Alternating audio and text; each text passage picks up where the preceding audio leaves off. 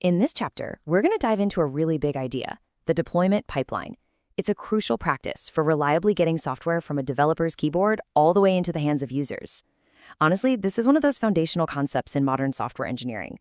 And once you really get it, it'll give you a powerful way to think about building and delivering high-quality software. So here's our game plan. First, we'll talk about a common practice called continuous integration and see where it kind of hits its limits. From there, we'll introduce the deployment pipeline as the solution.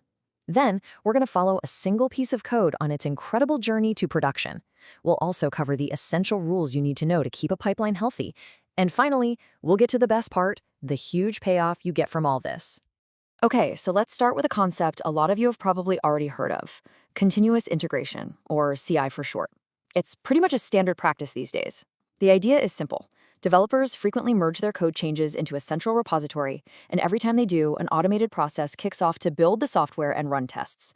And for any team that does this, it is a massive, massive improvement. It is a total game changer because it gives you feedback almost instantly. Think about it. Every single time a developer commits a change, the CI system acts like an immediate safety net. It checks if the code compiles and if it passes all the most basic tests. This lets teams stop worrying about those small, frustrating integration mistakes and focus on actually building features. You're catching tiny errors before they can grow into system-crippling problems. But here's the key question. As fantastic as CI is it the whole story? Well, not even close. You see, continuous integration is really laser-focused on the development team. Its job pretty much ends the moment it produces a technically correct build. But getting that build into the hands of your users, well, that's a whole different challenge. And that's often where the real problems, the waste, the friction, and the delays really start to creep in. So what does all that friction actually look like in the real world? Well, you might have testers just waiting around for a build that's stable enough for them to even start their work. Or the operations team, the ones responsible for the final deployment, could be stuck waiting for documentation that's already out of date. And the developers? They've moved on. So when a bug report finally lands on their desk weeks later, all the context is gone, which makes fixing it incredibly expensive. Even worse, you could discover a fundamental architectural flaw, like the system can't handle the expected traffic, right at the very end of the process. This long, broken feedback cycle is the exact problem we're here to solve. So the solution isn't about just tweaking one small part of this tangled process. It's about taking a step back and adopting a truly holistic, end-to-end view. We need a system that gives everyone, and I mean everyone, visibility and control over the software's entire journey, from a developer's keyboard all the way to a happy user. And that system, that automated pathway, is the deployment pipeline. This definition here is really important, so let's break it down. Automated manifestation, that just means we're turning our delivery process, which might be just a bunch of manual steps written down somewhere, into a living, breathing, automated system.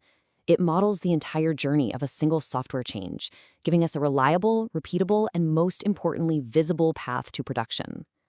Now, this creates a really profound shift in mindset. We move from what's called a push system to a pull system. Traditionally, developers would finish a feature and just push it over the wall to the testing team. With a pipeline, that all changes. It becomes a self-service model. Testers can look at a dashboard, see all the builds that pass the initial checks, and then pull the one they want into their test environment with a single click. Operations can do the same for staging. All of a sudden, everybody has access and everybody has visibility. So what does this journey actually look like? Let's try to visualize the path a single code change takes as it travels through the pipeline. With each step, it gains more and more confidence, kind of proving that it's worthy of being released to users. The source material has a great analogy for this. Think of each code change like a mythical hero on a quest. The quest begins the moment the code is checked into version control. The journey then moves through a series of gates or challenges, build and unit tests, automated acceptance tests, and so on. If our hero passes a stage, they get to advance to the next one. But if they fail at any point, the quest stops, right then and there. That failure is immediate feedback for the team, telling them exactly where their hero fell. This visual really gets to the core trade-off at the heart of every deployment pipeline. On the vertical axis, you have confidence. How sure are we that this build is good enough for users? And on the horizontal axis, you have time, how fast we get feedback. The early stages over on the left are all about speed. They run in minutes, giving us super quick feedback on basic correctness. As a build survives and moves to the right, the tests get way more comprehensive, and the environments start looking more and more like production. These later stages take longer, of course, but our confidence just soars with each one it passes. The goal is simple: kill bad builds as early and as cheaply as possible. So let's trace this path on a more detailed map. The whole thing kicks off when a developer commits code. This triggers the commit stage, which compiles the code and runs a bunch of really fast unit tests. If that passes, an artifact, which is basically a packaged, ready-to-deploy version of our software, gets created and stored. That exact same artifact then moves to the acceptance stage, where longer-running automated tests check the application's key features. From there, it might go to a UAT, or user acceptance testing environment, for some manual review, or maybe a capacity testing stage to check its performance under load. Each stage builds on the last one, until finally the operations team can perform a push-button release right into production. Now, to make all of this work reliably, there are some, let's call them non-negotiable principles you absolutely must follow. These practices are what turn the deployment pipeline from just a nice idea into a robust, effective system for delivering software. This is the first and maybe the most important rule. The executable files, or binaries, that make up your application should be built exactly once, right at the beginning of the pipeline. Now, why is that so important? Because every single time you recompile the code, you risk introducing a difference. By building your binaries only once, you guarantee that the software you're testing in Stage 2 is the exact same software you'll be releasing to customers in Stage 10. No surprises. The second big principle is to use the exact same automated script to deploy to every single environment. I'm talking your development environment, testing, staging, and production. All of them should use the same mechanism. This is how you solve that classic, well, it works on my machine problem. By the time you deploy to production, you've already run and tested that exact deployment script hundreds of times in other environments. The release itself just becomes a non-event. It's routine, it's predictable, not some stressful late-night emergency where everyone's holding their breath. After every single deployment, you should immediately run what's called a smoke test.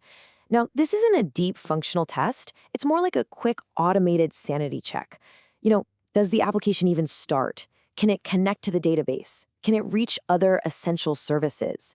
A smoke test gives you immediate confidence that the deployment was fundamentally successful and the application is at least up and running. This next principle is just as critical. Your tests are only as good as the environments they run in. To have real confidence, your testing environments need to mirror production as closely as humanly possible. This means using the same operating systems, the same network setup, the same versions of supporting software. Every little difference between your test environment and production is a risk. It's a bug you just won't find until after you release. Thankfully, modern tools for virtualization and configuration management are what make this kind of consistency possible. And finally, we have a principle that's less about technology and more about team culture. If any part of the pipeline fails, the entire team must stop the line. This is an idea borrowed from manufacturing. It means all new work stops. Fixing the pipeline becomes the absolute highest priority for everyone. Why? Because a broken pipeline means you have lost your ability to deliver value to customers. It's a real emergency, and restoring that path to production is everybody's #1 job. So, after putting all of these practices in place, what do we get? What's the payoff? Well, we get the solution to all those problems of friction and delay that we talked about at the beginning. We get true visibility into our release process and the ability to get fast, actionable feedback. This right here, this is where it all comes together. What you're looking at is a real dashboard that makes this whole abstract concept tangible. Each row is a single change that was committed to version control, identified by its revision number and who made it. Each column is a stage in our pipeline. You can see with a single glance the journey of every single change. Check out revision 84. You can see it failed in the UAT stage. You can click on that little red box and know exactly what went wrong. This is what true visibility looks like, a single source of truth for the entire organization. So, to wrap it all up, the core benefits are these. The deployment pipeline gives you an automated end-to-end view of your release process. It gives you fast feedback by finding errors early on when they are cheapest and easiest to fix. It dramatically reduces the risk of releases through automation and repetition. And it empowers your teams by creating that self-service pull system we talked about for getting software into testing environments whenever they need it. To wrap things up, I want to leave you with this question to think about. Imagine you're working on a project where you had this level of confidence, where every single change was automatically validated and releasing to users was a simple, low-risk push-button action. How would that fundamentally change the way you think about writing code, collaborating with your team, and delivering value to your users? That, right there, is the power of the deployment pipeline.